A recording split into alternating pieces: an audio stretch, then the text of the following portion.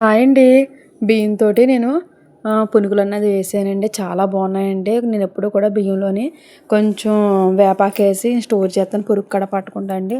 గంట సేపు నానిన తర్వాత బియ్యం మా అమ్మాయిలు ఇచ్చిన తర్వాత నేను ఇలాగ ఆళ్ళతోటి అన్నీ చెప్పి చేయించానండి. 2 బంగాళదుంపలు కూడా ఉడకబెట్టి పొట్టు పొట్టు తీసేసానండి.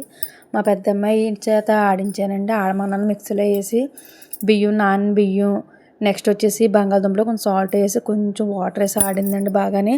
ఎక్కువ వాటర్ వేస్తే మన పునుకులు వేసేటప్పుడు బాగా రావండి. తొక్కు కొంచెం అండి, చాలా తక్కువ వాటర్ వేసి, ఎందుకంటే ఆల్రెడీ కూడా బియ్యం అన్నది బాగా నానిపోయి ఉన్నాయండి. గంటన్నర సేపు అయిందండి బియ్యం. బాగుందండి పిండి కూడా. ఇదిగో ఇలా వచ్చేలాగా చక్కగా ఆడిందండి మా పెద్దమ్మాయి అయితే మట్టికి. అందులో ఇంకే పిండిలు కూడా ఏం కలపలేదు. కొంచెం సన్నగా కట్ చేసిన కొత్తిమీర, కరివేపాకు, నెక్స్ట్ వచ్చేసి ఉల్లిపాయలు, చిన్న చిన్న అల్లం ముక్కలు, పచ్చిమిరకాయలు ఇవన్నీ వేసి బాగా కూడా కలిపిందండి. కలిపేసి పక్కన పెట్టేసాను. ఒక అరగంట సేపు పక్కన పెట్టేశానండి. చిన్న సాల్ట్ తక్కువైతే కూడా వేసాను. అంతే అండి, ఇంకేమీ లేదండి. తర్వాత వచ్చేసి ప్యాన్ పెట్టాను. కొంచెం ఆయిల్ వేసానండి. చిన్న చిన్న పునుకుల్లాగా వేసాను. కానీ చాలా బాగున్నదండి బాబు, ఎంత బాగుందో. ఈ ఉట్టి బియ్యం, 2 బంగాళదుంపలు, ఇంక అంతమించి అందులో ఏమీ లేవండి. కొంచెం ఎంత కమ్మగా ఉందంటే చాలా టేస్టీగా వచ్చాయండి. కరకరలాడుతూ ఉన్నాయండి. మా హస్బెండ్ వీడియో తీస్తున్నారు. ఊరికి ఏదో మాట అంటూ ఉంటారండి. ఎలాగని అలాగని దాని గురించి అలా చెప్తూ ఉంటారు. అలా పక్కన హస్బెండ్ చెప్తూ ఉంటే మనకి చాలా హ్యాపీగా ఆనందంగా ఉంటుంది కదండి. మన వంట చేసేటప్పుడు కూడా మన పక్కనుండి ఏదో మాట్లాడుతూ ఉంటే చాలా బాగుంటుందండి. బాబు ఈ పునుకులకి తియ్యి, నేను వండి ఆటలకంటే ఆయన ఫేస్కి తీస్తున్నారు, ముందు దీనికి తియ్యి, వంటకి తియ్యి అంటున్నాను నేను. బాగా సరదాగా ఉందండి.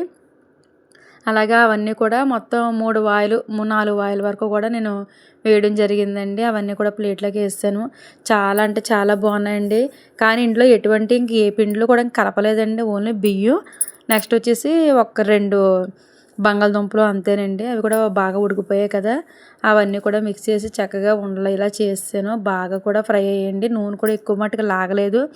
చాలా అంటే చాలా టేస్టీగా ఉందండి. పిల్లలు వచ్చిన తర్వాత సాయంత్రం ఏదోటి ఇలా పెడుతూ ఉంటే బెస్ట్ అండి. కానీ పొద్దున్నే తినొద్దు. ఆయిల్ ఫుడ్ అయితే మట్టుకి బాగా దాహం వేసేస్తుంది. పిల్లలకు కూడా పెట్టొద్దు పొద్దున పూటల. ఎప్పుడో అప్పుడప్పుడు పర్లేదు తప్ప ఎక్కువ పెట్టకూడదు. సాయంత్రం పూటలో కూడా పర్వాలేదండి.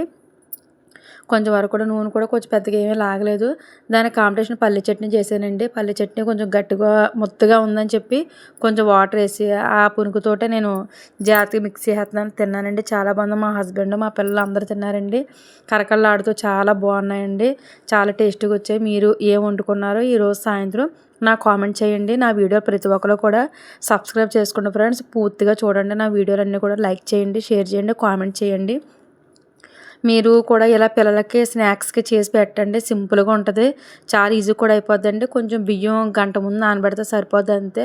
పెద్ద ప్రాసెస్ ఏమీ లేదు. ఈజీగా ఉంటాయి. ఇలాంటివన్నీ చేసి పెట్టుకోండి. పిల్లలకే కాదు, హస్బెండ్కే కాదు, మన ఇంట్లో వాళ్ళు పెట్టుకోండి. సూపర్గా టేస్టీ ఉంటుందండి. సింపుల్గా అయిపోద్ది. ఆయిల్ కూడా ఎక్కువ పీల్చలేదు. బాయ్.